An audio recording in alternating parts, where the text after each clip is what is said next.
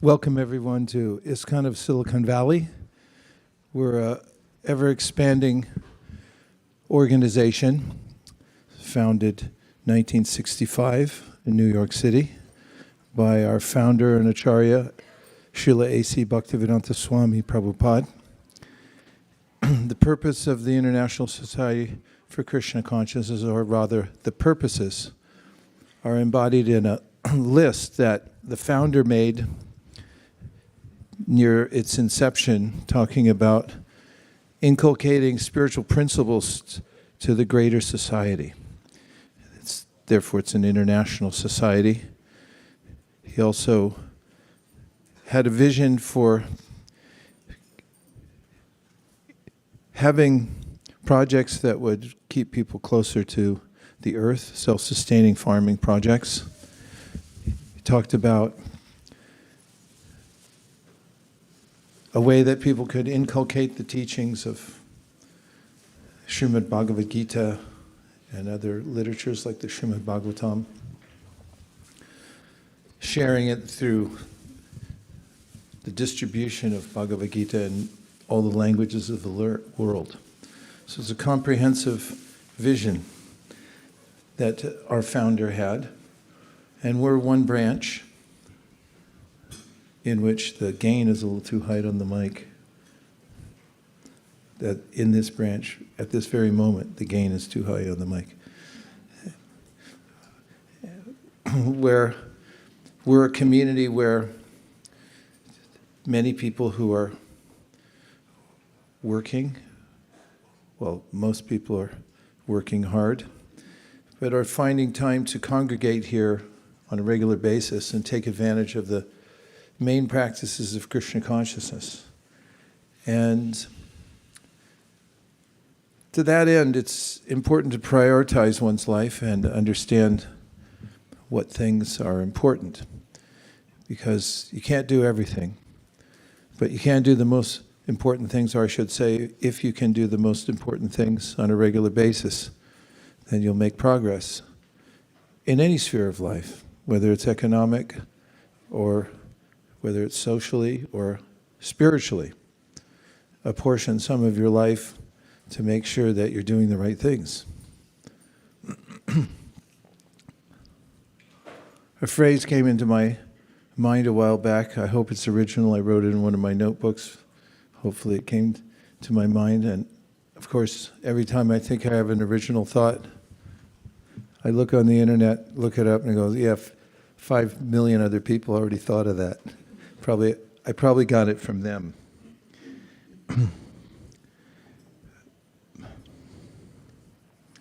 But an idea about knowing what to pick up and what to leave behind is something I have been thinking about, and I was specifically thinking about today. Being renounced where it counts. Because we only have so much time. And people often pick up the wrong things. Which reminds me that when I lived in St. Louis, Missouri, on Lindell and Vandervedder, which is not so far from Washington University, which is a very upscale university. And it's also not so far from a very rough part of town. It's sort of in the middle. And a friend of mine had moved there so that he could go on book distribution with me. And his father worked for the Ford Motor Company and helped him get a brand new car, which was a Caprice Classic. If you don't know what that is, it's because he recently started buying cars, and it's an older classic kind of car. It wasn't an old car, it was brand new. A beautiful car, a sedan, four-door. And we used to drive back and forth to the airport, Lambert Field. We kept a good amount of books in the trunk because we had a quota of distributing 80 Bhagavagitas each every day. And we often kept a lot of our stuff in the car because we kind of half lived in it. So as the story thickens, the car was parked behind the temple. And did I mention that Washu is on one side and the not-so-good side of town is on the other? Well, that came to bear because one morning when I got up for Mangalartik and I looked out the back window, instead of seeing my friend's Caprice Classic, I saw a pile of glass. And I called my friend who lived in the apartment building across, and I said, well, your car's not there, but there's a pile of glass. If you're not acquainted with forensics, what that means is his car was stolen. Someone had broken the window and had taken the car, ostensibly for, I don't know, we didn't know at the time who took it or why they took it or if it ended up in another country by the time we saw it, the pile of glass. In any case, my friend filed a police report, came and looked at the glass, took the license plate number of the car, and put out an all-points bulletin to look for it. And my friend called his father and said, remember that car you got for me? Well, I still have a little glass. That's about all I have. And the police did find it about a week later. It was abandoned along a thoroughfare somewhere. But there were a lot of things missing. It had the latest audio inside, which back then was a tape player that was installed, but people at that time in history were expert at removing those. And a lot of other parts of the car were missing.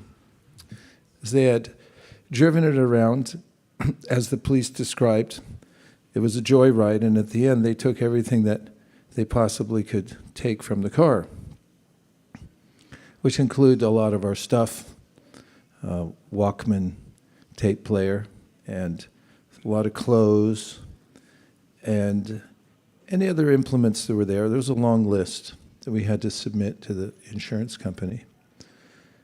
There's one thing they didn't take. The Bhagavagita's in the trunk.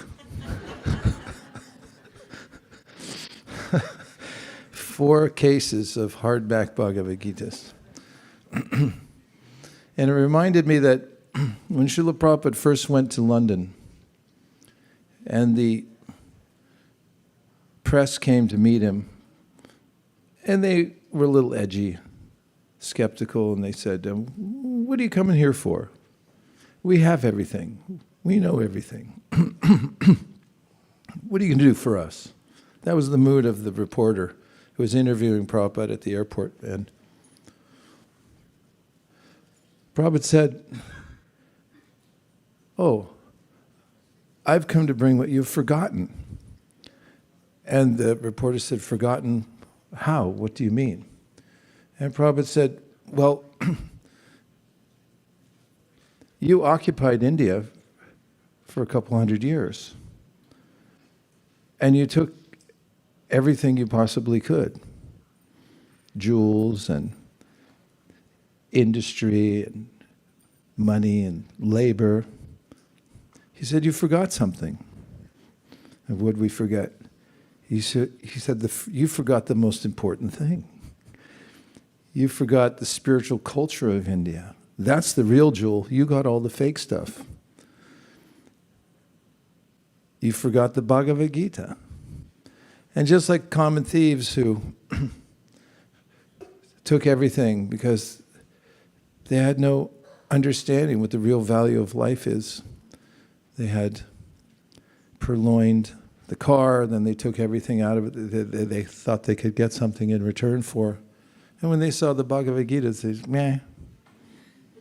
And imagine an occupying country came to colonize, took so many things. I won't go into the details, the sordid details of that occupation, but there's a way in which they didn't take the Bhagavad Gita and they didn't take the spiritual culture of India, which reminded me of the lesson that things can be hidden in plain view. And in the Bhagavad Gita, Krishna says, Raja Vidya Raja Guyam Pavitramita Muttaman Pratyaksha Dhamyam Susukam Kartamaviyam. That the Bhagavad Gita, although it's available to all, and it's been extant for hundreds of years and translated into hundreds of languages, most people leave it behind. They'll leave it behind on their shelf, or they'll not look at it at all. We meet people all the time when we show them the Bhagavad Gita, and they say, oh, no thanks, not for me. So, one of the great secrets to life is to know what to pick up and know what to leave behind. And this is one of the simple tenets of the process of devotional service, is to know what's important and to know how to pick it up and to know what's not important and to leave it behind. In fact, in the process called Sharanagati, how to come closer and take more shelter of Krishna, our acharyas, great teachers, have shown us the sixfold path. And the first element of that path, or the first step on the path, is to accept things that are favorable for one's life. The second is, can you guess? According to the title of what the lesson I extracted from the thieves who forgot to take the Bhagavad Gita, or the whole country who forgot to take the Bhagavad Gita when they were occupying India. One is what you pick up, and the other was what you leave behind. So the second principle is to leave behind things that are not helpful in one's spiritual practice. One of the descriptions of an advanced person given in the Srimad Bhagavatam is a person who knows the essence of things, what's important. And that we can learn from the great teachers of bhakti. And we can also learn what's a hindrance to a peaceful life. And if we can learn those two categories of things and then develop the wherewithal to pick up the right things and leave the wrong things, doesn't it sound too simple? But that's a constant struggle for many people, because there are various enticing elements of this world that seem like a good idea, or they seem attractive, but once we embrace them, they become a great burden. And there are other things that seem perhaps irrelevant or uninteresting, yet they hold the key to perfection of life, happiness in life. So one of the great contributions to the world that this organization, founded by our teacher, Acharya, is making that distinction. When Srila Prabhupada first came to America, it was after several forays into starting an organization in India. He also had the opportunity to go to Japan. As we just read yesterday in his history, he had been looking out into the world and thinking, where can I start an organization that will do good for all and will give the tenets of the practice of bhakti in ways that people can practice them anywhere at any time. And he tried in India in a place called Jhansi, but it wasn't well received. There were a few people that came, but eventually there was some intrigue and they broke his lease, did the landlords, and they moved somebody else in. He had to move on. And at one time, he was in India thinking about how to get to the West, especially America, to start this movement. And he got an invitation from an organization in Japan for a seminar cultivating the human spirit.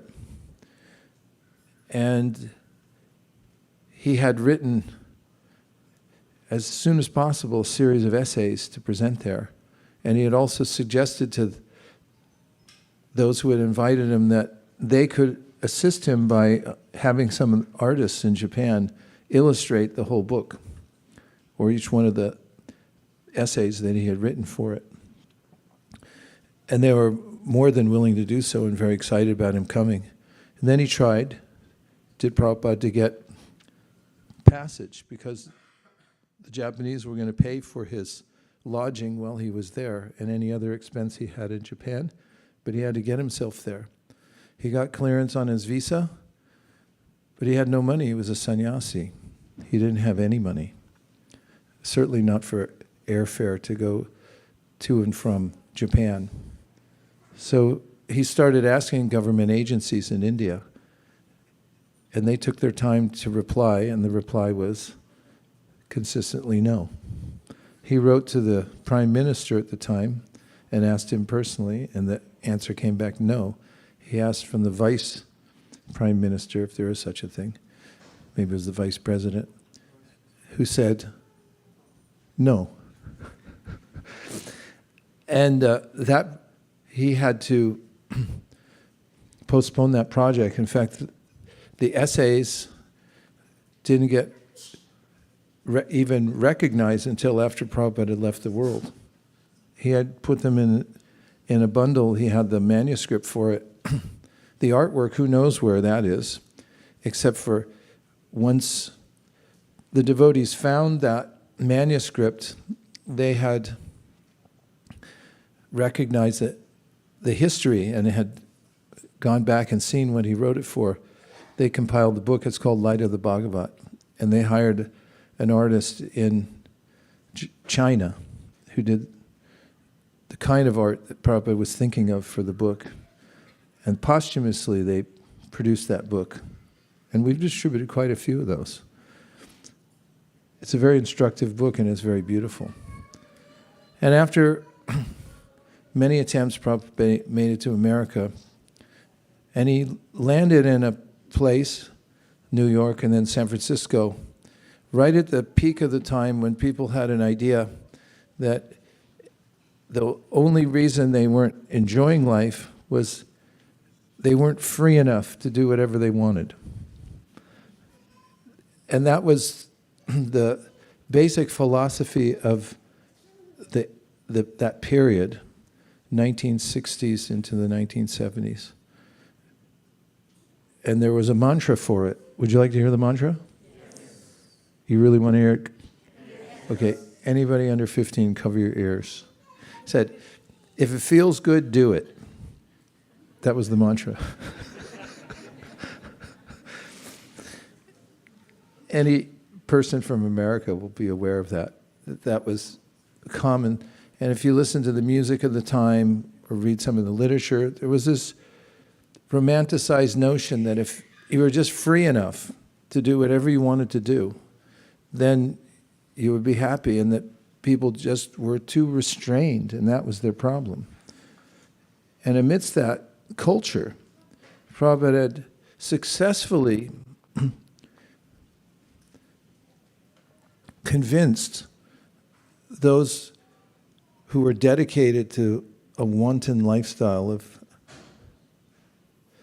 sense gratification that it would be a good idea if they didn't do that. In fact, he gave 4 pillars of what he called civilized life, which was to be more restrained. Be careful about what you eat, no promiscuity, no gambling, and he also said don't eat meat. fish or eggs. Of course, when he brought that up, it was after the first group of people who had taken vows. They were the first initiates into the Krishna consciousness movement. They first agreed to be initiated, and afterwards, Prabhupada told them what the restrictions were. I don't know exactly why he did that. Perhaps he was wondering if, based on some other statements he's made, that if I come here and I speak these things, people may just say, "Thank you very much, now please go home."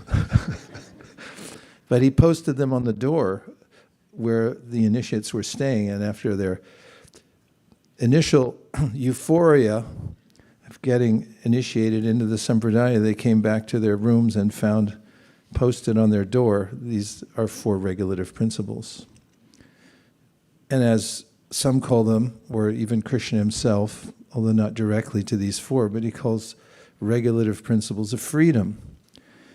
And many people don't know that in the world, that by being careful about what you pick up and what you leave behind, your life can improve. You just have to know which things to pick up and which things to leave behind.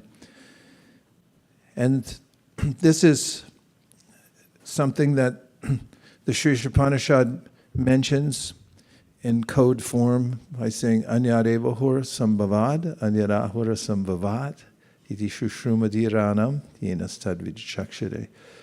That there's a big difference between what you do that's in relationship to Krishna and those things that are not in relationship to Krishna. The result is completely different. And so this movement is commonsensical. It's teaching commonsensical principles that work. They work for everybody in all places, all times, in all circumstances. It's not some ideology or it's not some religious process, but it's a science of how to live in such a way that you can improve yourself and come to the highest level of improvement that's possible for the human life. And it's not that complex, but it does seem to be difficult because of the currents that run through our own minds and bodies and that run through society in general, which may be contrary to some of these ideas about what to pick up and what to leave behind. Now, fortunately, there's a different approach besides just giving up things that one is asked to give up, which is called tyaga. It's a scary kind of word, isn't it? Try saying tyaga. Yeah, it sounds a little scary. What? I'm not giving that up. The idea of giving up something that seems at the moment to be pleasurable is slightly daunting because my mind wants what it wants. All my other senses want what they want. So what's unique about Krishna consciousness is the concept of replacing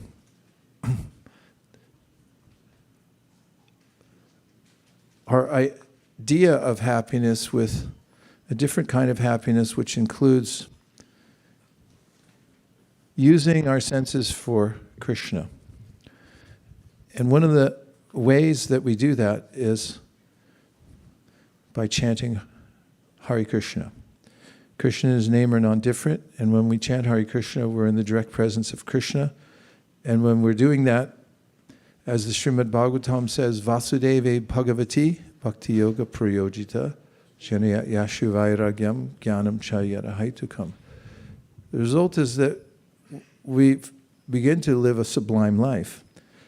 What to speak of the fact that we get intelligence about what things to pick up and what things to leave behind. Most people don't have that intelligence. What's more, we develop a kind of strength to be able to give up the things that aren't good for us.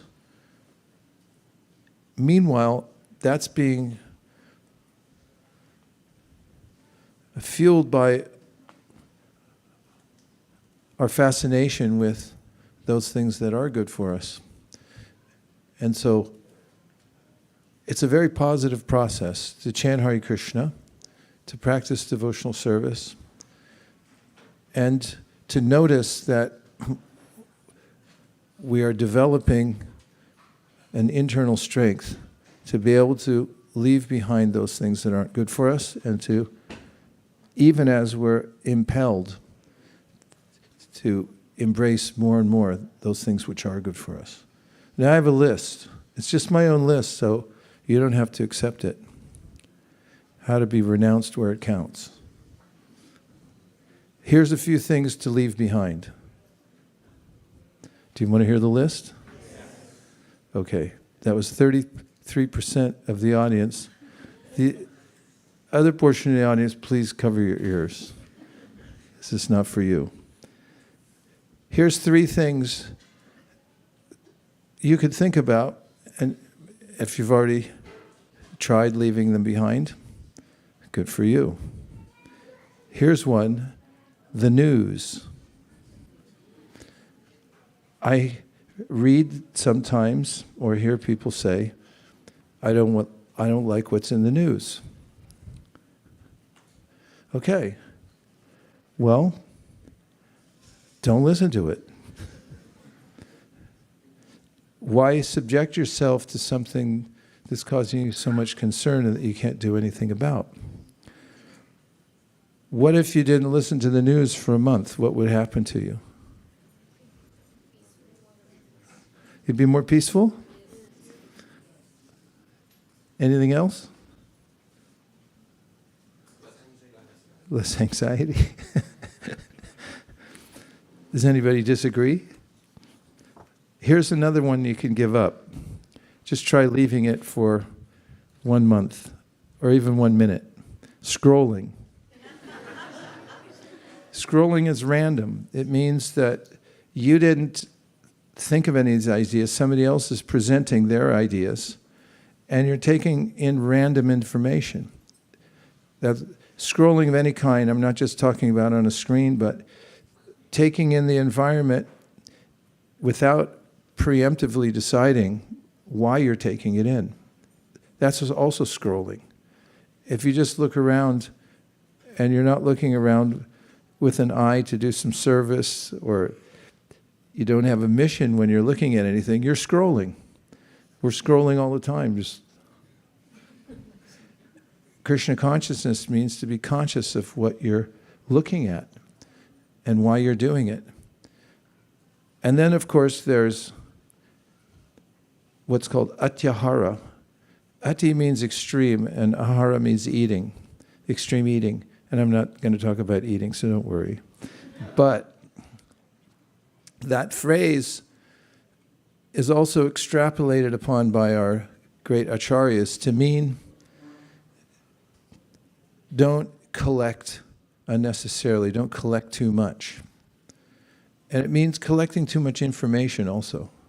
You don't have to have so much information. You can't even process it. And scrolling isn't even really processing information. It's barely touching each subject for just a few seconds and then moving on to something else, with a sense that there might be something better in the next thing. And frankly, those who set up a platform like that are trying to get you to scroll. And they don't care if you stay on one subject or another. Well, they do, because they register that and then put more of it out. But as long as you stay on their platform, that's okay. So one thing to leave behind that can have an instant effect, positive effect, is to leave behind scrolling. Don't scroll on your phone. Don't scroll indiscriminately looking at anything randomly. Look at it purposefully, which means, as Krishna says in the Bhagavagita, Ham sarvasya prabhavo matak sarvam pravartade. Everything emanates from me. And the vision of a person, Krishna consciousness, that everything emanates from Krishna. So looking at any object or scene in the material world is an exercise of seeing Krishna, being aware that it is Krishna, it's Krishna's energy. That's not random. That's unified. It's a unified way of seeing the world. But if you don't see the world in that way, then you're scrolling. Don't scroll the world. Don't scroll your television set, if anybody even has one anymore. Don't scroll on your phone. I'm just saying you could try it. And a third thing that you can leave behind, it's a conscious choice, is fault finding. And I'm not talking about constructive criticism, because constructive criticism is something that people who are sincere are always hope for. And if you have something constructive to say and to be helpful to somebody who asks you for help, then that can be positive. But fault finding, because of a sense of wanting to put others in a bad light in your own mind so that you feel better about your own insufficiencies, is something that you can try leaving behind.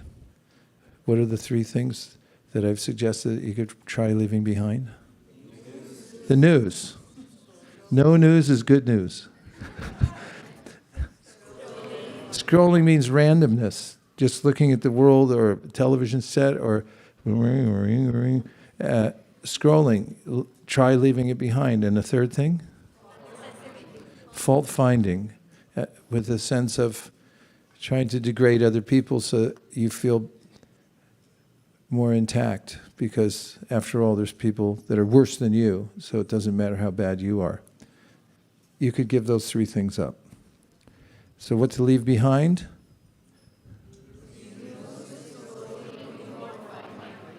Okay, now here's three things you could pick up that are on an authorized list of items to pick up. And it could exponentially improve your consciousness over one day, 1 week, 1 month, would speak of a year, if you pick this up. One is read 1 chapter of Bhagavagita every day. What if you pick that up? Huh? He said, you already do. You would feel what? Happier. Would you be smarter? Definitely. Here's another mantra. Scrolling makes you dumb. And reading a chapter of Bhagavad Gita makes you smart. Because the Bhagavad Gita is, as Prabhupada describes, the Vedic intelligence. It's all there in one place.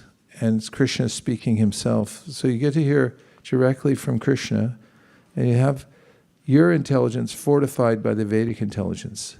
So which would you rather have?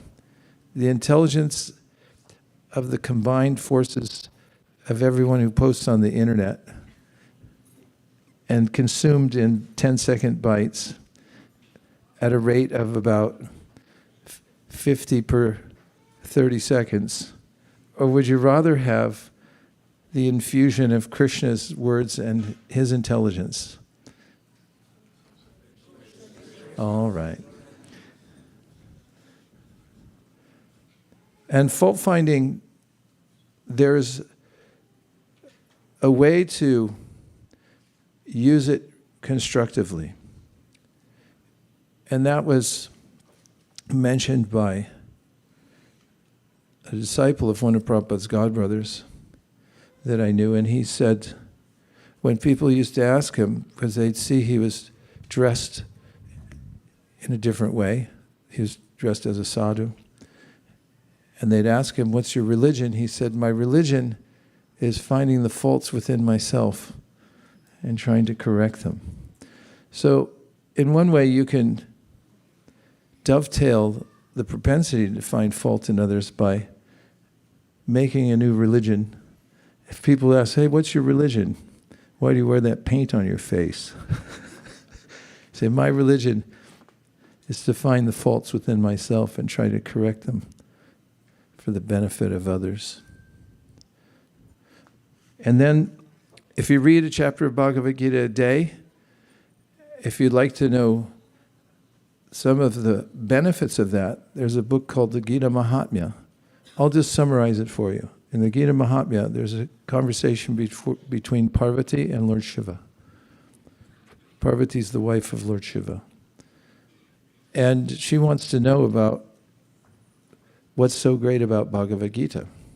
And Lord Shiva very exuberantly expresses all the benefits of reading Bhagavagita. In fact, he says if you read one chapter, or if you even read one verse, or half a verse, then he says, even a quarter of a verse, or even just one word, he said the benefit is inestimable. And he goes on to tell stories that have been passed down from antiquity in a system known Aitya.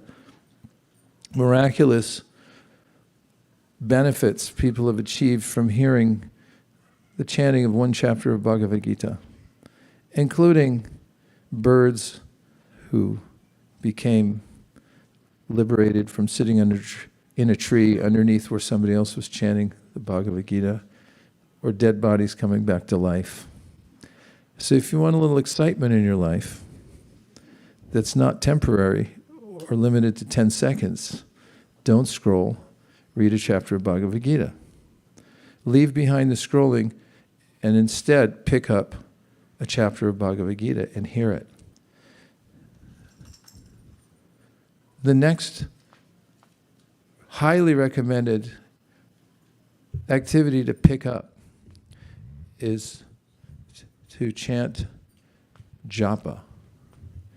Japa means, as our resident sannyasi who hasn't been here in 35 years, Hanumat Prishak Swami, says, although his Dunda's still here, he left it at Srivasa's house. He has another one, don't worry. He said ja and pa. You use your pa and your ja, so it's called japa.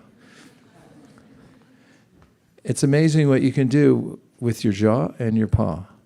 That's japa. Everyone say japa. Ja, pa.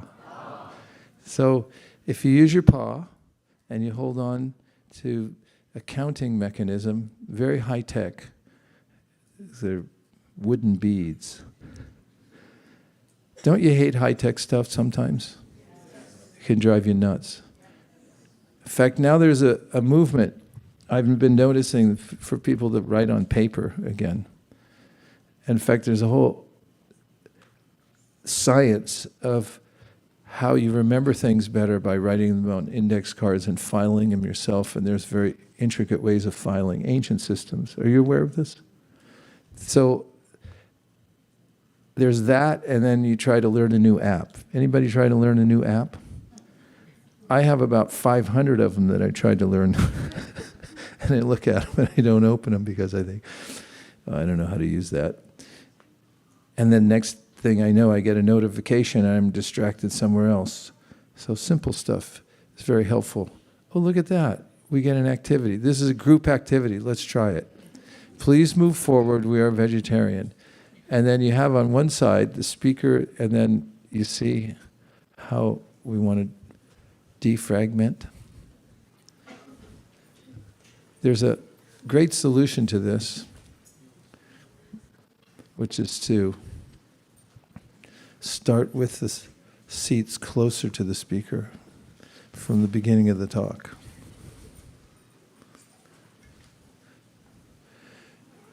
This is your intermission.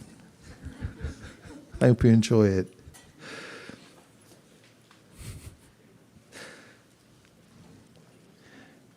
Japa, what does it mean? No, it doesn't mean that at all. It means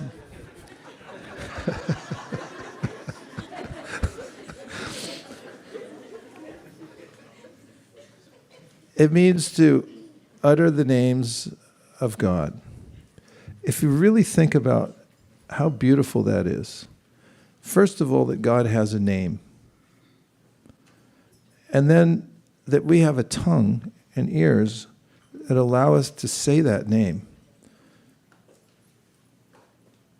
If we consider that Bhagavagita, Srimad Bhagavatam, and all the great teachers of bhakti say there's no difference at all between Krishna and his name. Just let that sink in for a minute. It's not theoretical, but it's an absolute principle. And consider that we right now have the technology, our own ears, tongue, the mind, which is a marvel,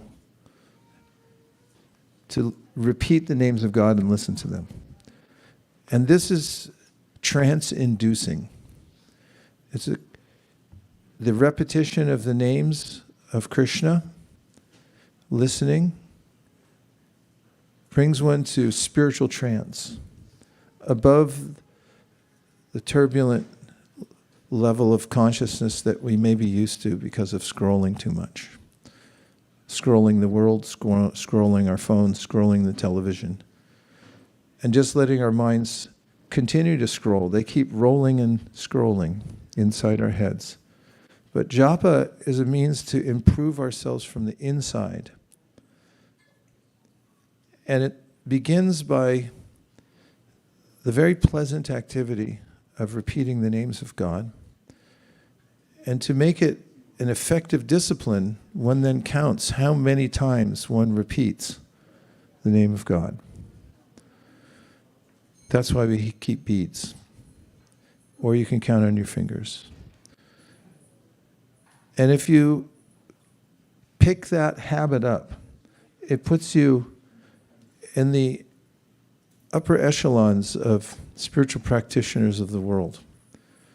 Just by taking the time to utter the names of God. The mantra that most people know that we chant is Hare Krishna, Krishna Krishna, Hare Hare, Hare Rama, Rama Rama, Hare Hare.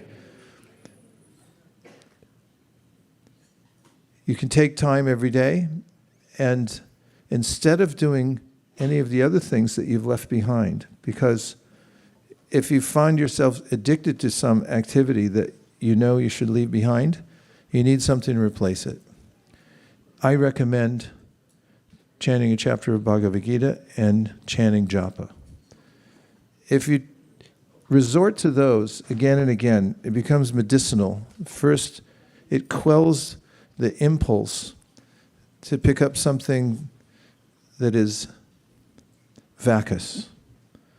It has no value whatsoever. In fact, it may be, definitely is, something counterproductive. Instead, use your fingers, use your tongue, use your ear, chant the names of God. Nobody can stop you, even if you are held in a cell somewhere. You can go on chanting, and you can transport yourself out of the cell consciously and not be constrained, because we're only constrained by our consciousness. Did somebody do another YouTube thing or something? Because all the people coming in? All right, what'd you guys do? What'd you do now? All right. They did some YouTubes that got 3 million hits, and now everybody's coming all at once. And a third thing to pick up, and if you can get this, it'll totally change your life. And you'll be happy day and night. But we've run out of time, so I can't mention it. Sorry. We'll have to move on.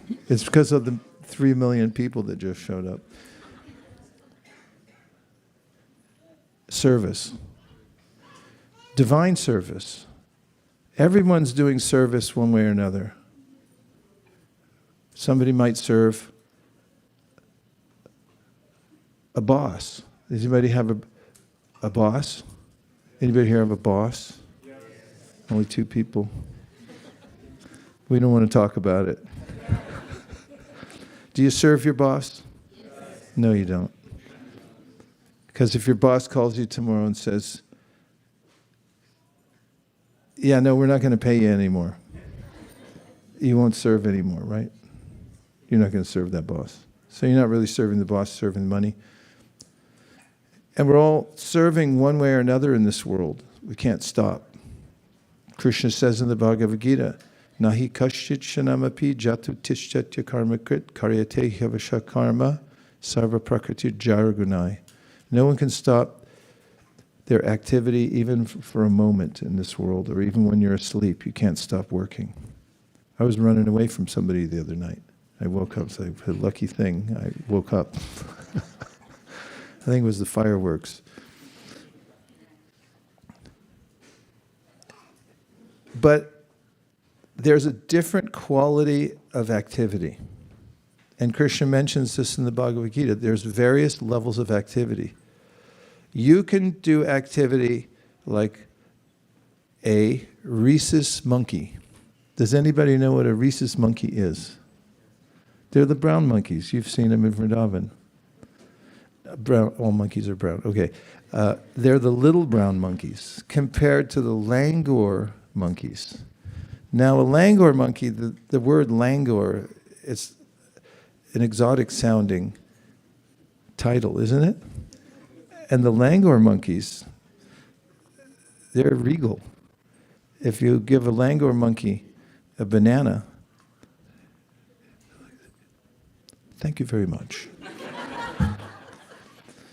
But if you're carrying a banana or two through the streets of Vrindavan and a rhesus monkey sees you from on top of a building, you'll be unceremoniously accosted, and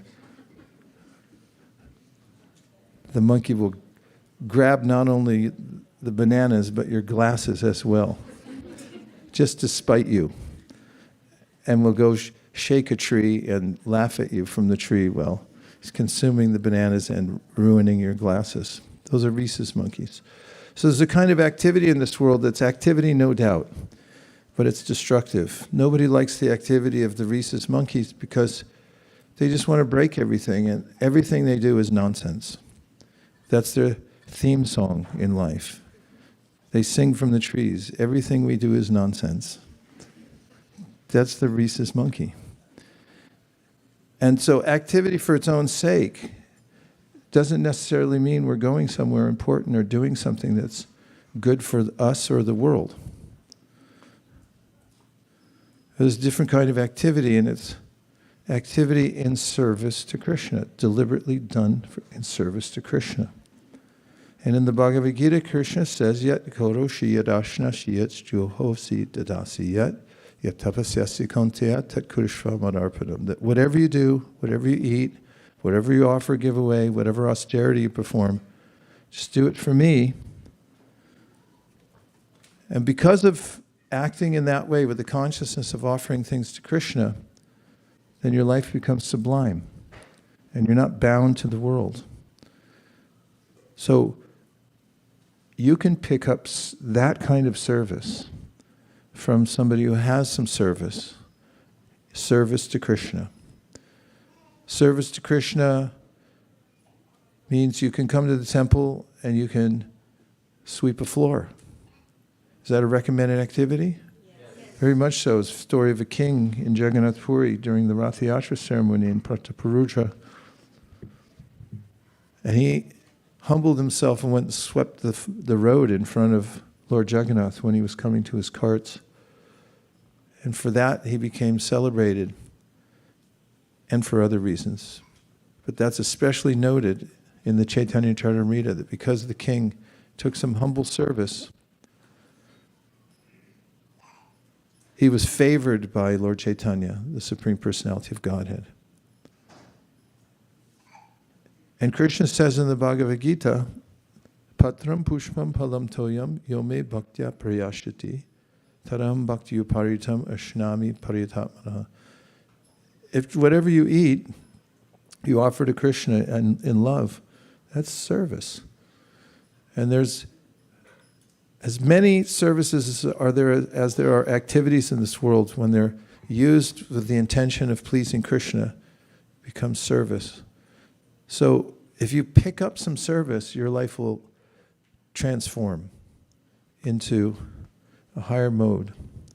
And you can also reap the benefits of the process of serving, from the process of serving Krishna, because you'll automatically get knowledge and detachment from the world just by doing service for Krishna. So, quick review. What I've talked about today is being renounced where it counts. And there's a lesson to be learned in this world because the whole world is available to us through our senses in various ways. Our responsibility is to learn which things to leave behind and which things to pick up. Make a list. In fact, I wrote it in my book. This one I keep with me every day. Do any of you have a to-do list? Anybody keep a to-do list? Yes. Only 5 people. That's just scary. Okay. Well, I recommend you keep a not to-do list. Try it. Because you may have been struggling with a particular habit and you thought, why do I keep doing this? Because it's not on your not to-do list. Make a list and just see how powerful that is. Yeah, there's to-do lists and it keeps growing longer, right? You keep thinking, I got to do this, I got to do that, and you still haven't finished it all. And I hate to bring up a sore subject, but when you die, it's still going to be full. And a lot of people think, I didn't finish. Do yourself a favor and write a not to-do list. Even if you put one thing on it, that one thing that keeps bugging you, where you can't feel your own integrity, because you keep doing this one thing that makes you look in the mirror and think, why am I still doing something like this? Put it on your not to-do list. And then add to your to-do list the most important things. First important thing is chant Hare Krishna. Second, read Bhagavagita. Third is get some service. Should I do a quiz? Yes. Okay. If you get them all right, 1,600 for your SAT. These are the main questions on the SAT, by the way, in case anybody hasn't taken it yet.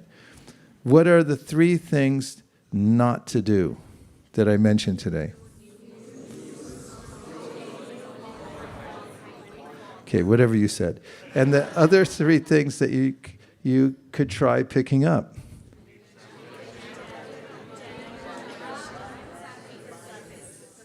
Correct. And this is how simple Krishna consciousness is. It may not be easy, but there's a great joy in knowing what to pick up and what to leave behind. If you have decided ahead of time, at least you'll know when you're doing something that's on your not to-do list. And then you'll be able to put the brakes on. And if you have a to-do list, and you remember japa, pick up the beads and start chanting Hare Krishna, Krishna Krishna, Hare Hare, Hare Rama, Ram Ram. And the mood you can say it in, if you like, is Krishna, please save me. Save me from myself. Save me from my mind. Save me from my senses. Please just let me serve you. That's devotional service. And it's that simple. And if you keep these 2 lists close by, tattoo them on your back of your hand. This is my not to do. This is my to-do list. And anytime you're in a little anxiety, you just go like this. Okay, now I got it. And if you keep that going, you'll go on a track straight back to the spiritual world. From that simple distinction between what to do and what not to do. Anyadevahur sambhavad, anyadahur asambhavad. I quote this more than any other verse. Iti shushumadhiranam yenas tadvicha. Great, smart, self-controlled people have tried this. That's what the verse says. The verse says that smart, self-controlled, wise people have already tried this, and it flat out works. That if you pick up the things that are good for you and you do them, which is all in relationship to Krishna, and you leave behind the other things, then you're not only going to have a great life, you'll be celebrated in this life because nobody does it. everyone goes, yeah, sure. And they go on scrolling. And it's like, maybe some other lifetime in another millennium. But if you do these simple things, your name will be in a book. And people celebrate you for generations to come, even as you're on your way in an airplane back to the spiritual world. Hare Krishna. So now we're going to try the group chanting of Hare Krishna. So you're the chorus. We need a singer, and I volunteer. So we're going to sing the Hare Krishna Maha Mantra, accompanied by these drums. This one's called the kol. Let's hear the kol. And then we have a harmoniist over here. We flew her in. Harmonium. Beautiful. Then we have the best kartalist.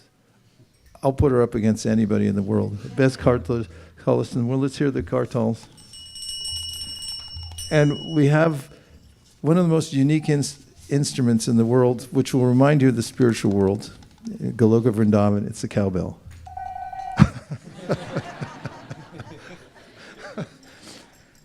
And also, our consummate musician playing on the bass, which adds a little backbone. And Eka Chakrapan, great musician, he'll be playing on the bass guitar today. And you're all the singers. We're not going to recruit any dancers, but if we can get anybody dancing, then we'll know we're singing nicely. Does that sound good? Namo Om Vishnu Padaya. You can move up. Krishna Krishnaya Bhutale Sri Bhaktivedanta Swami Namaha.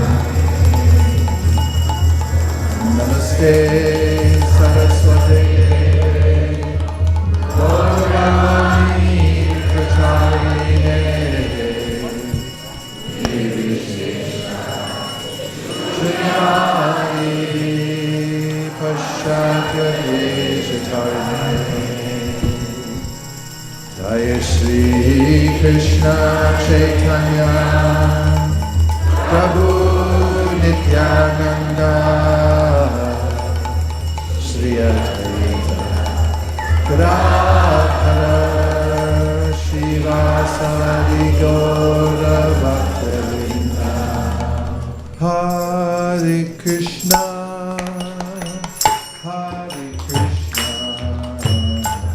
Krishna Krishna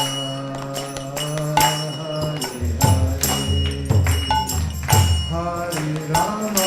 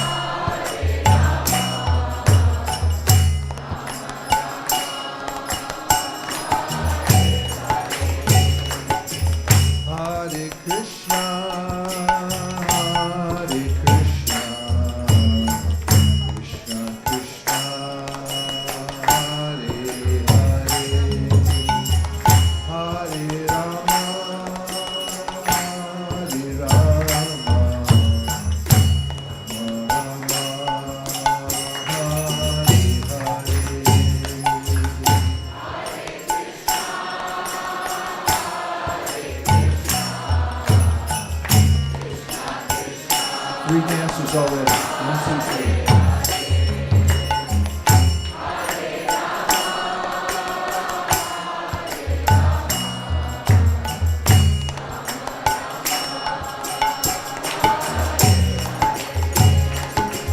Hare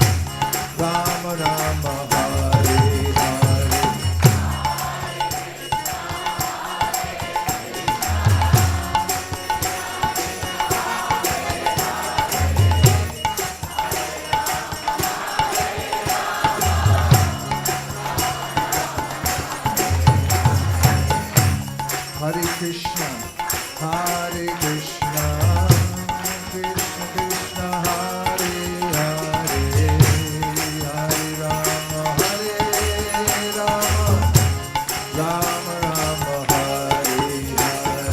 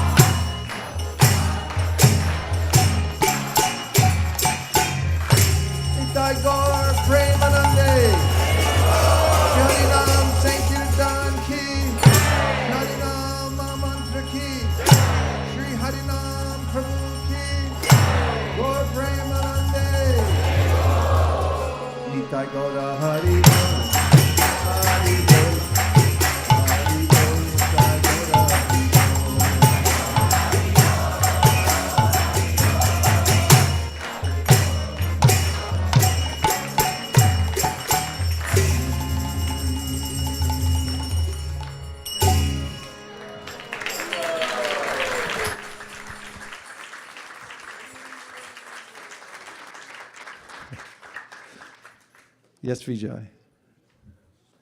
Microphone to quadrant 2, please.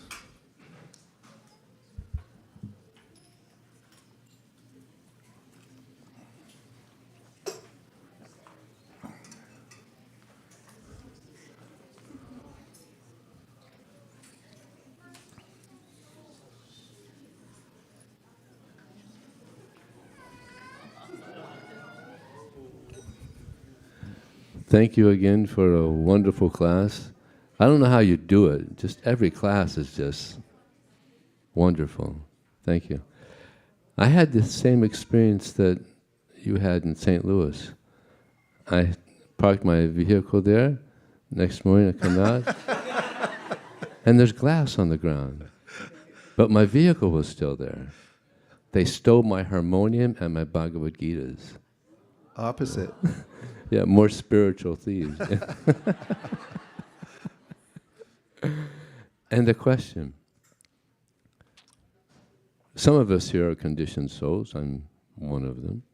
And Bhaktisiddhanta Saraswati Thakur said that the mind is a non-devotee.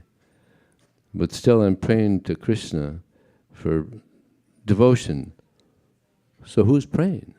I mean, I'm a conditioned soul, my mind's a rascal, so... Well, we don't accept the premise. Sorry.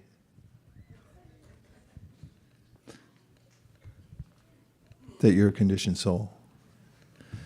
Iha yasya hare rasya karmana manasa gira nikilap yasya vastastu jivan muktasu uchite. A non-conditioned soul is described in the Shastra.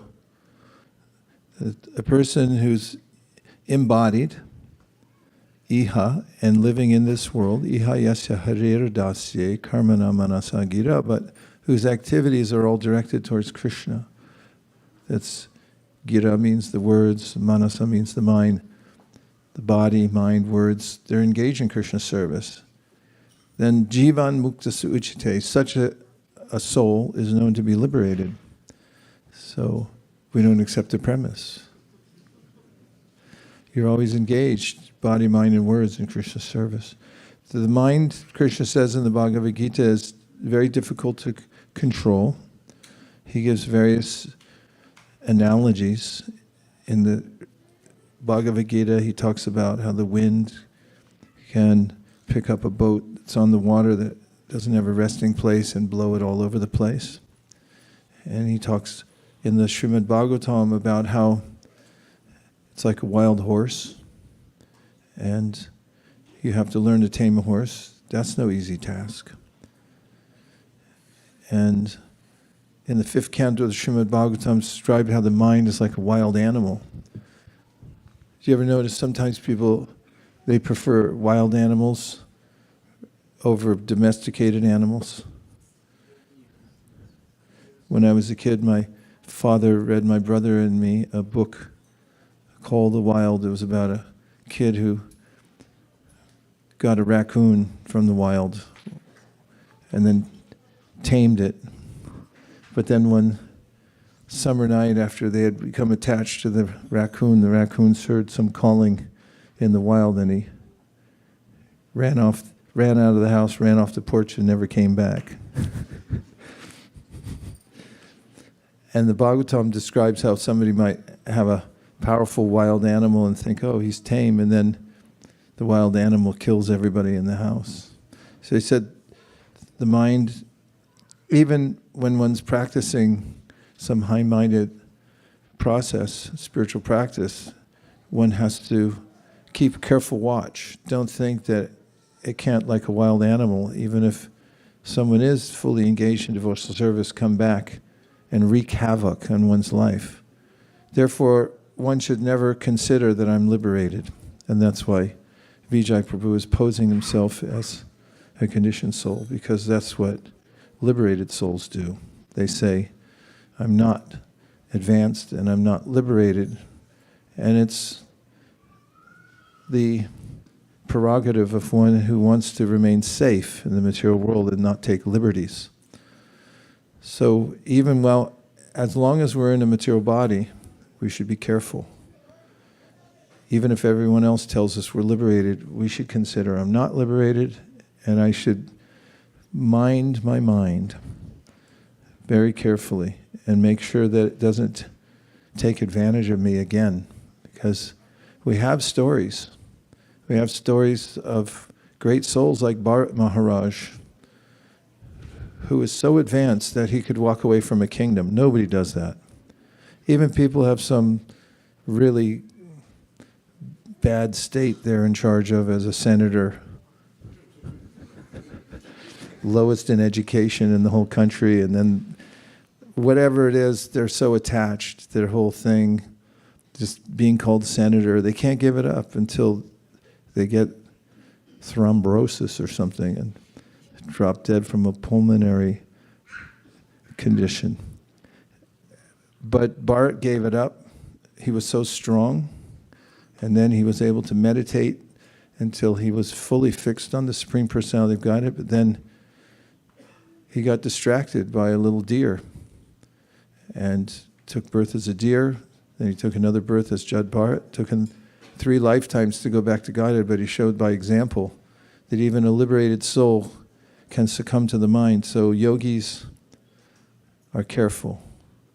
And Lord Chaitanya said, always remain humble. Don't consider yourself liberated. Be the servants a million times removed. And stay safe. And stay as sweet as you are. As people used to write in the yearbooks before the summer. So, yeah, we have this little temple. The devotees were meeting earlier today to talk about improvements. They're always talking about how to make improvements. We started off in a house on New Jersey Avenue in San Jose. We got kicked out because the neighbors realized we were running a church out of a house. Then we moved to a storefront until the landlord realized what Janmashtami meant. Then we moved to an unincorporated area. That means if you call the police, they don't come. And that's why the guy who was the landlord also lived on the property, and who knows what kind of businesses he was running, but not all of them were legal. We know that for sure. And we lived there 7 years, and we barely noticed because we were having such a joyous time, right? I mean, who knows even where our lives went to? We look down and go, how did we get here? It's like, who knows? Who cares? When's the next festival? And when can we do more service? So this is a joyful place. It's a place where you can jump in and get service, that's for sure. There's lots of service if anybody wants it. You can also get association where people who are very serious about making spiritual advancement are congregating. And you can also join groups where you can listen to the Bhagavagita, Srimad Bhagavatam. The other night, just before I turned in for the night to take rest, I think it was 7:30, and I remembered that there was a recitation from ISV, one of our networks of the Srimad Bhagavatam, 10th canto, so I tuned in on my phone, and since I couldn't stay awake entirely, I just opened it, and I fell asleep listening to the shlokas of the 10th canto. There are programs here on Zoom, classes on a regular basis. There are multiple programs all over the area. We have a program that goes on regularly in Santa Cruz. There's one in San Jose. There's one in Tri-Valley. There's one in San Francisco. Anybody else want to give a shout out for your program? Santa Rosa now. We had a whole contingency come down from Santa Rosa. I mean, don't look now, but we got the whole Bay Area surrounded. So if you want to be on a winning team, Jordan Lord Chaitanya's team, we're going to take over the Bay Area, and you can be on the ground floor and take some service and help.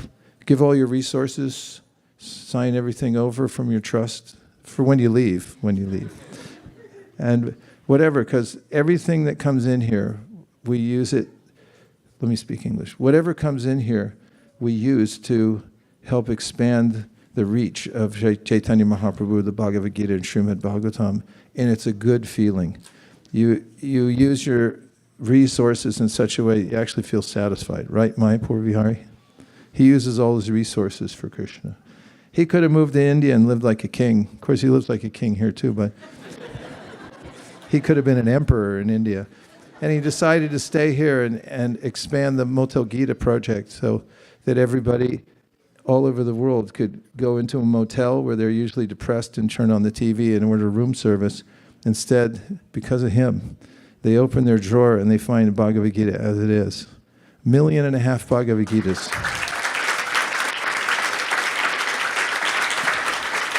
And don't get me started, because everyone I look at in here is doing some kind of service. So if you want a sublime life, come in and get some service. You could start with something simple. Mop something, sweep something, shravanam, kirtanam, sweeping them, mopping them. Now we're going to start the best part of our program, which is the Hare Krishna Dance Festival. It's Hare Krishna Dance Party. And you can dance to your heart's content. Krishna won't mind. We're going to roll up this carpet. We're going to put away the seats. We're going to open up the dance floor. This is a wooden floor, genuine wooden floor. These trees will thank you for chanting and dancing upon them. Thank you very much, everybody. We'll see you in 1 minute and 32 seconds. Hare Krishna.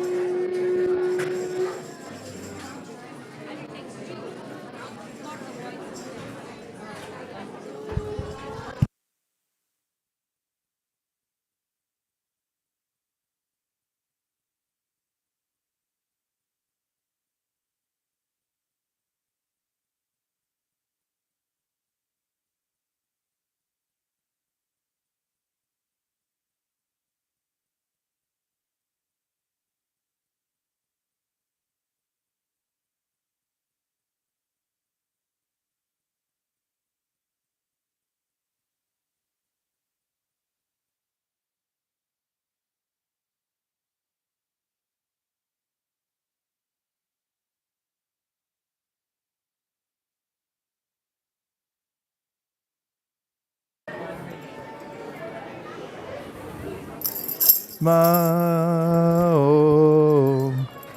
Vishnu Padaya Krishna Prishtaya Bhutale Srimate Bhakti Vedanta Swami Namine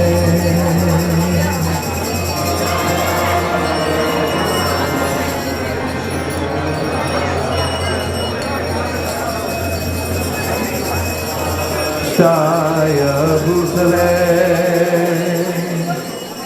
Srimate Bhakti Vedanta Swami Iti Namine Namaste Saraswati Devi Gauravani Pracharine Nirvishesha Shunyavadi Paschatya Deshakarine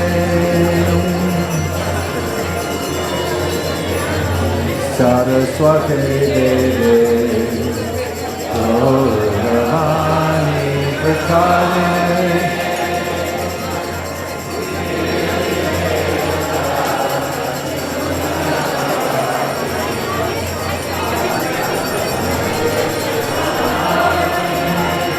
Jai Shri Krishna Chaitanya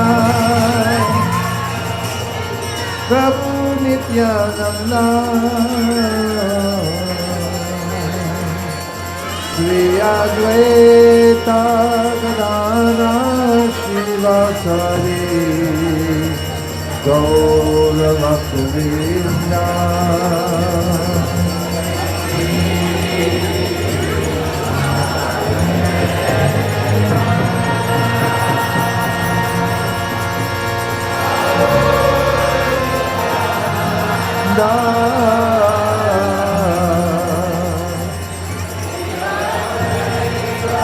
Gadana Shivasari Gaura Bhakta Jai Shri Krishna Chaitanya Prabhu Nityananda Shri Advaita Gadadhara Shivasari Gaura Bhakta Vrinda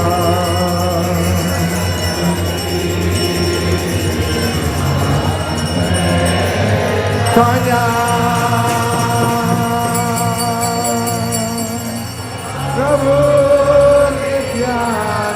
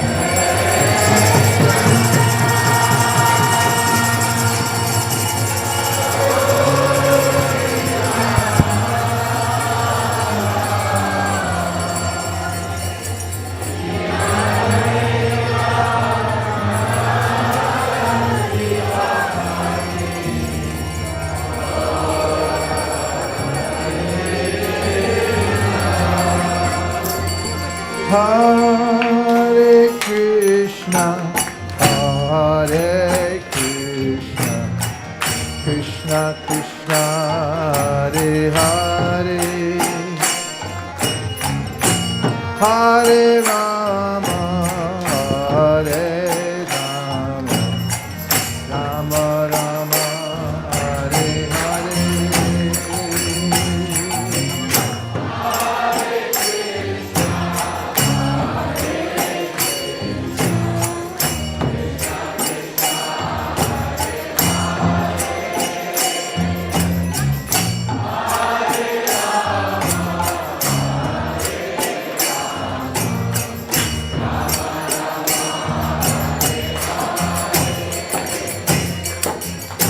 Hare Krishna, Hare Krishna, Krishna Krishna, Hare Hare,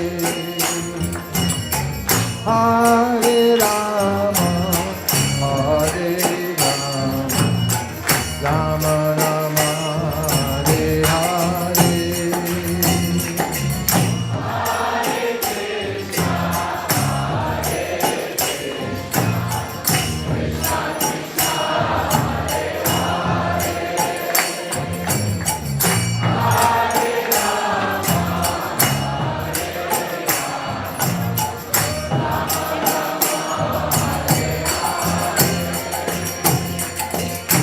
Hare Krishna, Hare Krishna, Krishna Krishna, Hare Hare, Hare Rama, Hare Rama, Rama Rama, Hare Hare.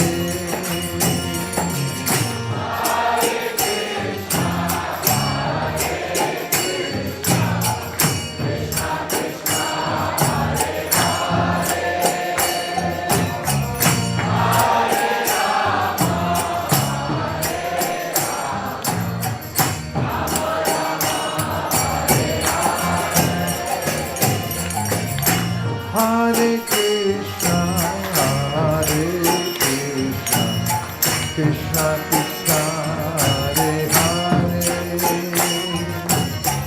Hare Rama, Hare Rama, Rama Rama, Hare Hare.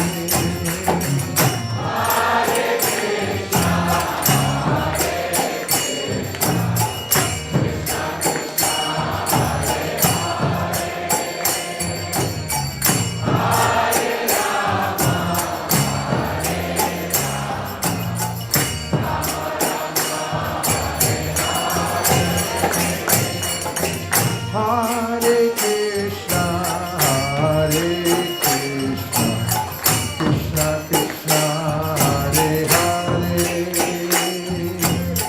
Hare Rama, Hare Rama, Rama Rama, Hare Hare.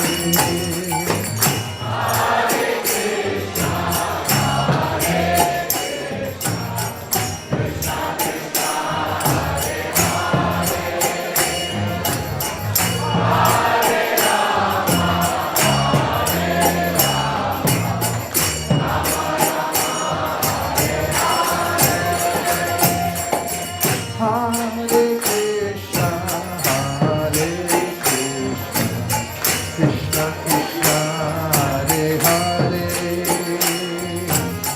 Hare Rama, Hare Rama, Rama Rama, Hare Hare.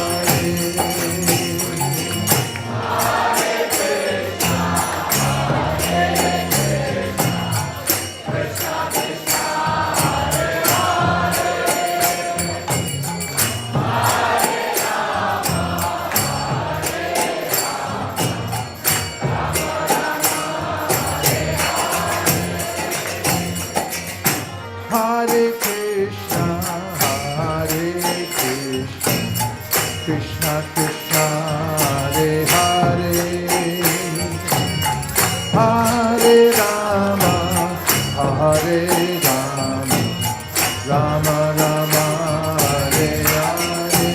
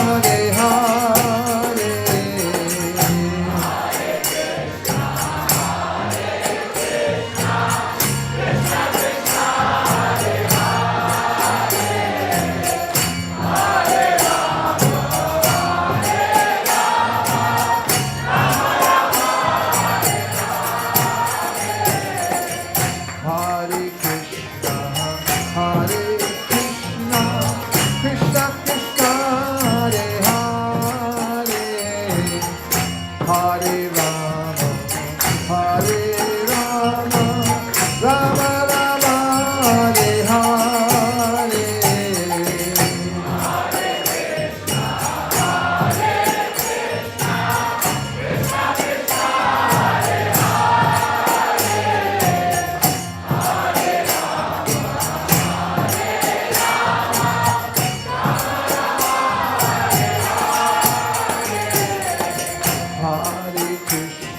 Hare Krishna, Krishna Krishna, Hare Hare, Hare Rama, Hare Rama, Rama Rama, Hare Hare.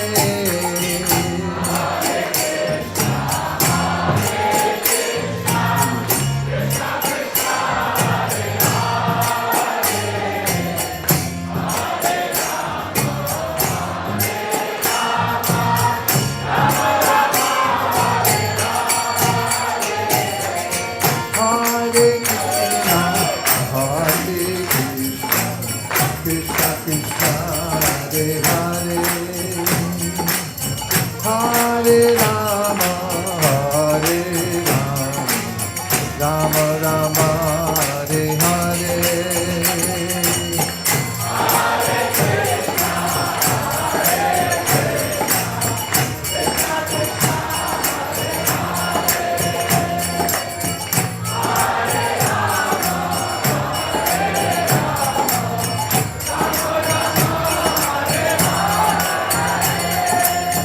Hare Krishna, Krishna Krishna, Hare Hare, Hare Rama, Hare Rama, Rama Rama, Hare Hare.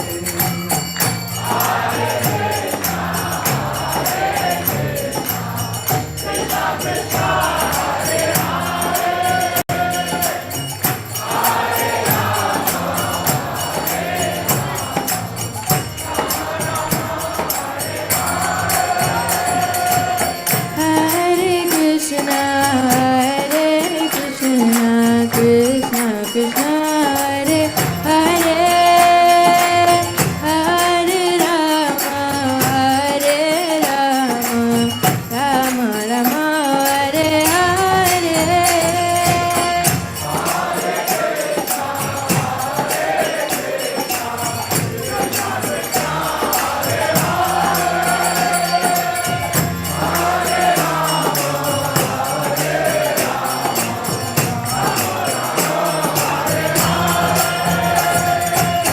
Hare Krishna, Krishna Krishna, Hare Hare, Hare Rama, Hare Rama, Rama Rama, Hare Hare.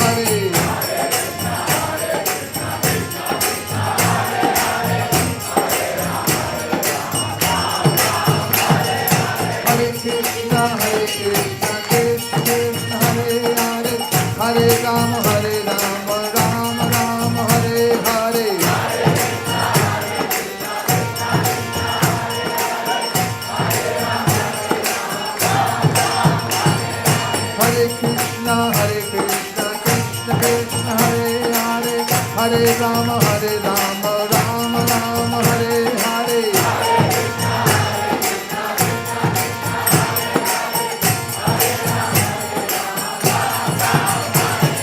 Hare Krishna, Krishna Krishna, Hare Hare.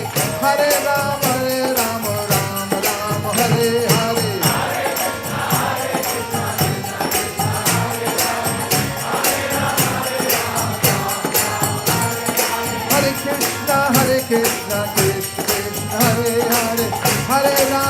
Rama Rama, Hare Hare.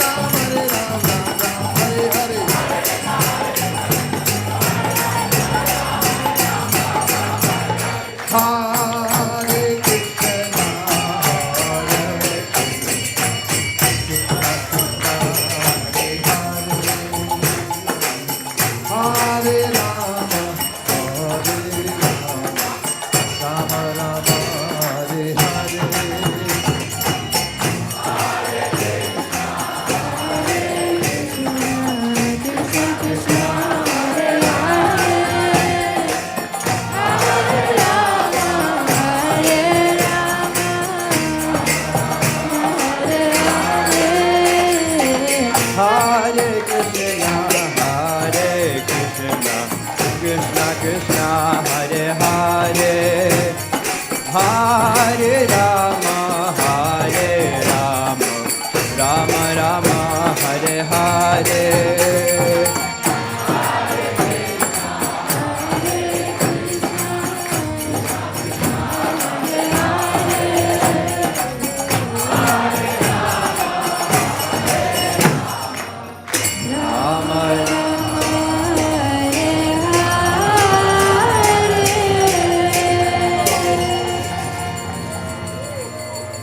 Feel free to stand or sit. Jayam Vishnupad Paramahamsa Parivajikacharya Ashtotara Shata Shri Srimad His Divine Grace Srila Bhaktivedanta Swami Srila Prabhupada Ki Jayam Vishnupad Paramahamsa Parivajikacharya Ashtotara Shata Shri Srimad His Divine Grace Srila Bhakti Siddhanta Saraswati Thakur Ki Ananta Koti Vaishnava Vrinda Ki Namacharya Srila Haridas Thakur Ki Prem Se Kaho Shri Krishna Chaitanya Prabhu Nityananda Shri Advaita Gadadhar Shivasadi Gaura Bhakta Vrinda Ki Shri Shri Radha Krishna Gopa Gopinath Shamakun Radhakun Giri Govardhan Ki Shri Vrindavan Dham Ki Shri Navadvip Mayapur Dham Ki Shri Jagannath Puri Dham Ki Gangamai Jamuna Mai Ki Bhakti Devi Tulsi Maharani Ki Samaveta Bhakta Vrinda Ki All glories to the assembled devotees. All glories to the assembled devotees. All glories to the assembled devotees. All glories to Shri Shri Guru and Gauranga. Hare Krishna. Please have a seat. We will have Narsimha Aarti now.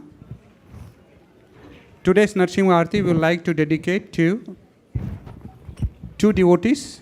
One is Momita Mataji's grandmother who left her body recently, and also for Khyati Mataji's mother who is admitted in hospital. So we request all the devotees to pray to Lord Narsimha Dev. If he so desires, please give the shelter to Momita Chatterjee's grandmother at your lotus feet so that she can continue her devotional service, and also to faster recovery to Jyoti Thakkar, who is mother of our Khyati Mataji. Hare Krishna. Thank you for considering the request. Namaste Nara Shringhaya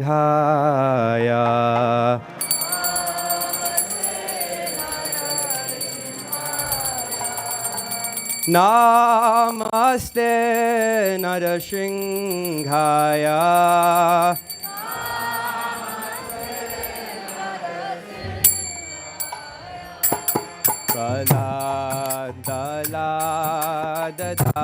Praladadayine.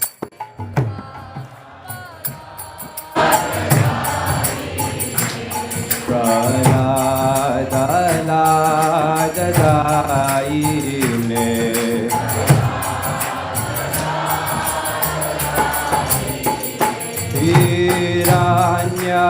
Hiranyakashi Purvakshaha.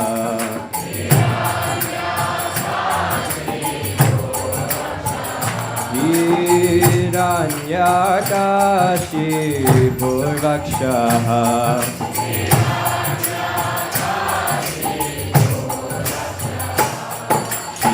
Shilatanka Nakhalaye.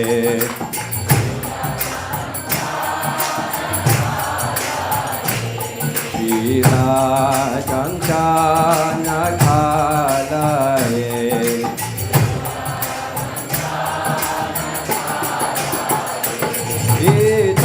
Nishinha Parato Nishinha.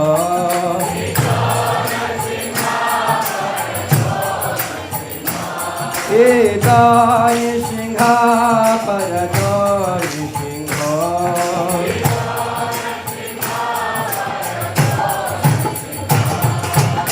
Yato Yato Yamitato Nishinha.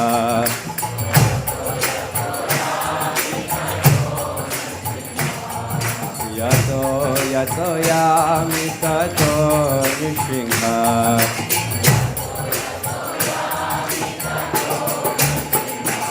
Pahe Nishinha Hridaye Nishinha.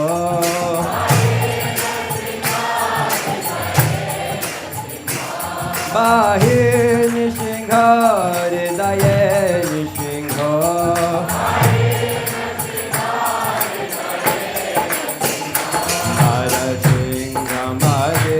Saranam Prapade. Narashinghamadim Saranam Prapade.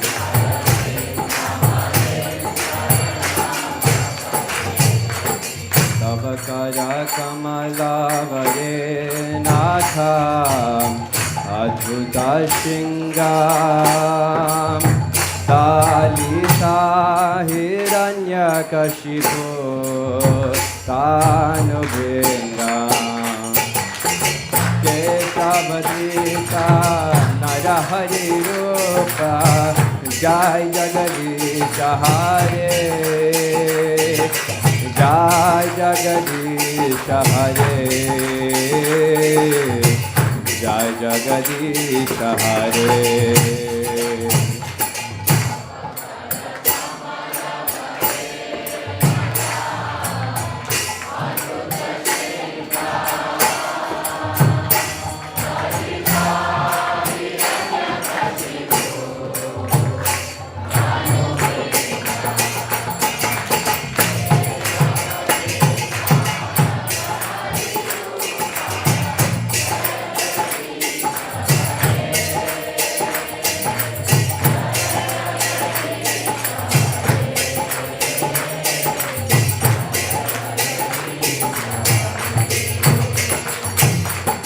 Tavakara Kamala Vare Nakham Adhuta Shringam. Dalita Hiranyakashipu Tanubhingam.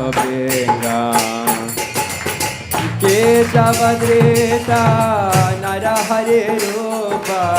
Jai Jagadisha Hare. Jai Jagadisha Hare. Jai Jagadisha Hare. Lavare.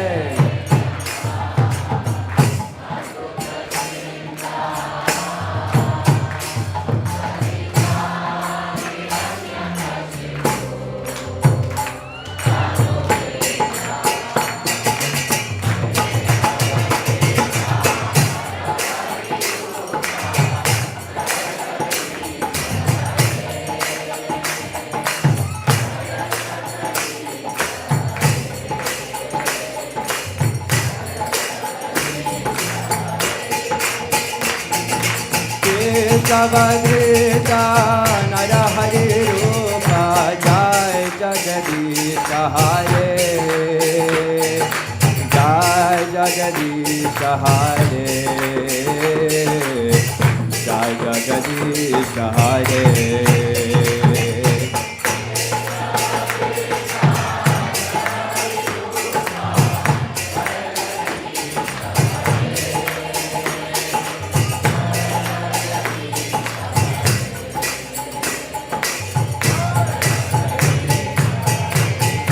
Jaya Narasimhadev, Narasimhadev, Narasimhadev, Jaya Narasimhadev.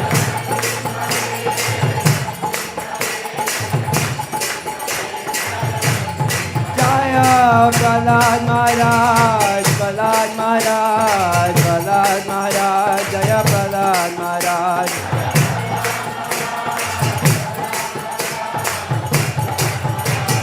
Jaya Jai Prabhupada, Prabhupada, Prabhupada, Jai Prabhupada.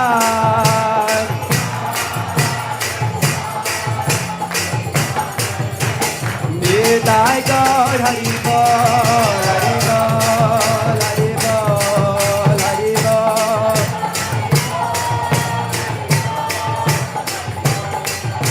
Nitai Gaur Hari Bol.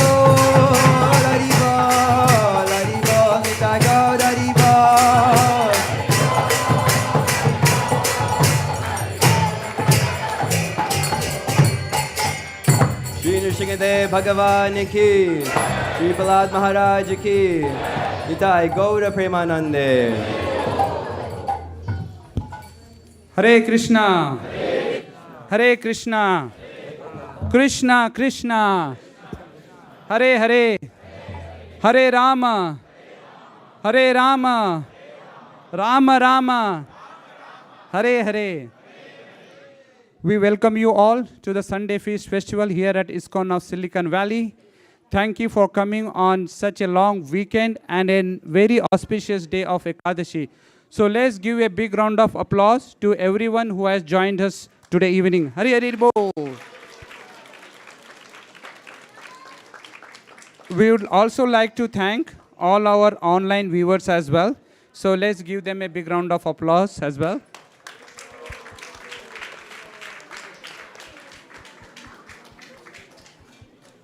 Today's discourse and Krishna Katha was brought to us by His Grace Vaisesika Prabhu.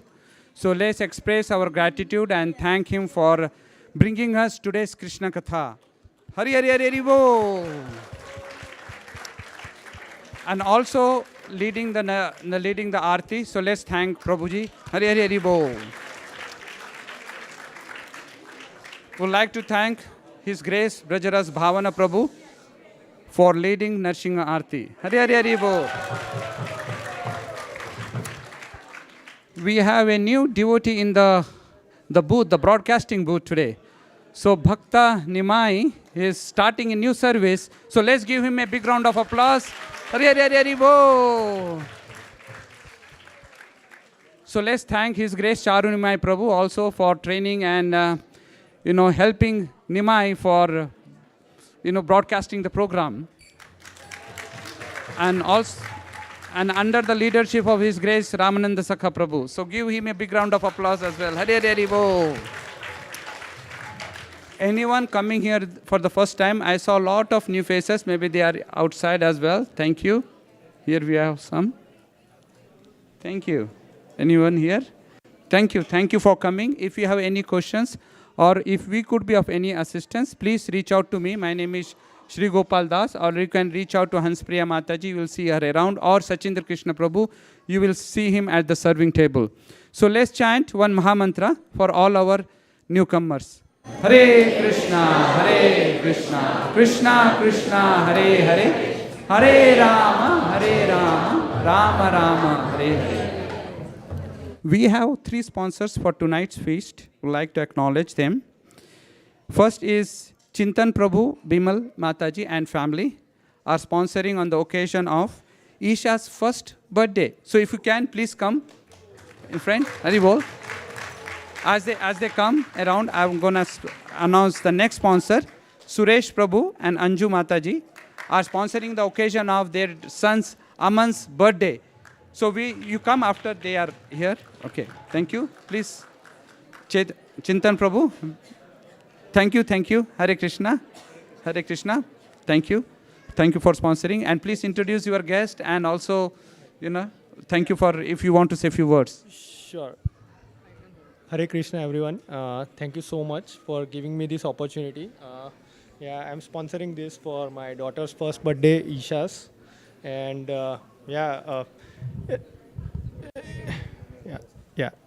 here is my wife, Binal, and my dad, Shailesh. And my lot of friends are joining me today. They are outside, I think. Yeah. Thank you so much. Yeah. Hari bol. Yeah, just wait a second. I'll give you some Mahaprasad and a small gift here. Okay. Yes. Thank you. Hare Krishna. Yes, Mataji and Prabhu, please come. Is Aman here? Aman, please come. Thank you, Aman, for joining and wish you a very, very happy birthday. Aman has started coming, I think it's 2 years now? 1 year. 1 year, yeah. So he started coming, he is working for a company, he moved here. So he's very interested. He introduced himself to the devotees and the youth. So he finds a nice company here. Thank you, Aman. And thank you, Mataji and Prabhuji, for sponsoring tonight's feast. So Aman, please tell us what you like here at ISKCON of Silicon Valley and what brings you every week after week here. I think it's the environment here is really nice. I don't get this kind of environment anywhere else, so that's what brings me here every week. Yeah. Thank you, Aman. And here is a Mahaprasad for you. Thank you. And a small gift. Thank you. Hare Krishna.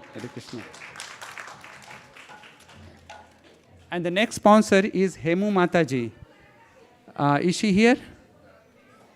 Oh. Please, she is sponsoring on the occasion of disappearance anniversary of her mother and father. Is that right? Yeah. Thank you, Mataji, for sponsoring the feast. So let's chant one Maha Mantra for all our donors today. Hare Krishna, Krishna Krishna, Hare Hare, Hare Rama, Rama Rama, Hare Hare. Now Radhika will announce tonight's cooks.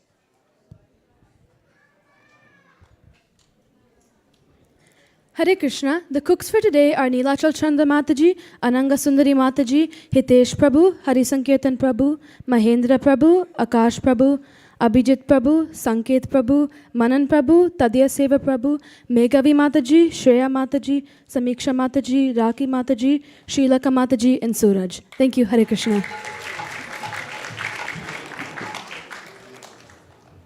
Any announcements? If there are no other further announcements, we'll go to Prasad Sevya prayers. Her Grace Madhuri Sakhi will sing the Prasad Sevya prayers. Hare Krishna. And then after that, we'll head out this way and the Prasadam will be served outside in the picnic area. Hari Bol. Shadi Dai Vidya Jai,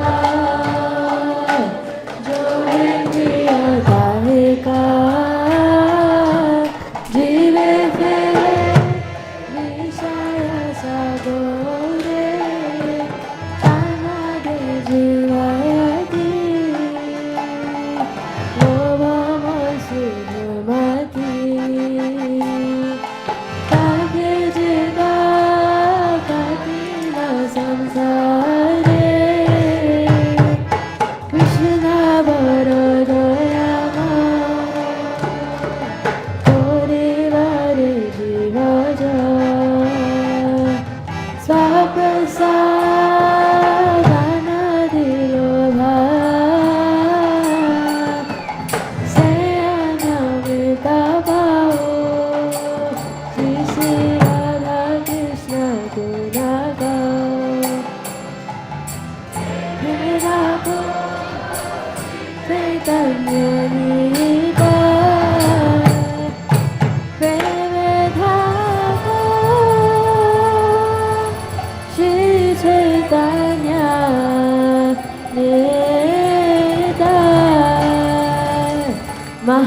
prasade govinde namo brahme vaishnave salpunyavatamasa vishwasone vijayate prasade sarvadukana anyaso prajayate tasana chita sahashu buddhibhava pravishyate vayoga bhutta sarghatha vasamankari chaichita dushisa bhojino dasa stavamaya jayamaya shushkam parishitam vapi nitam bhadira deshita prapti madrena bhotavyam natakala vicharana nadesha niyamastata nakala niyamastata patamana vitam shashte bhotavyam hariyatave Bhagavad Mahaprasad ki Gita Gora Hari Bol Hari Bol Hari Bol Gita Gora Hari Bol